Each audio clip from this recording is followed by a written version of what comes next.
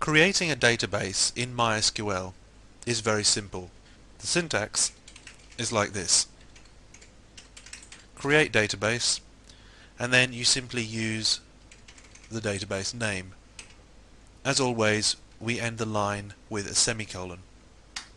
The response from MySQL is that query OK, which means our query was executed without any errors, and one row was affected. When they say one row affected, that simply means that the database has been created. If we use our show databases command to list all the databases that we've created within MySQL, we can see that fruit has been added to the list. It's third from the top. We can then use our use command to take a look at the fruit database. If we however try to show the tables from fruit, we get the message empty set because we haven't created any tables yet. We're going to take a look at creating tables in our next movie.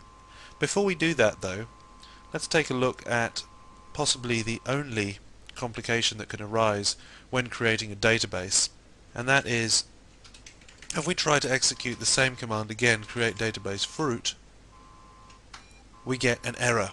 Error number 1007, which is the problem is that the database already exists. So there's an extra little piece of syntax we can use, if not exists, fruit. And that query, when we enter it, does not produce an error message, and therefore MySQL says the query is okay. But if we look closely at the line, we'll see that 0 rows were affected.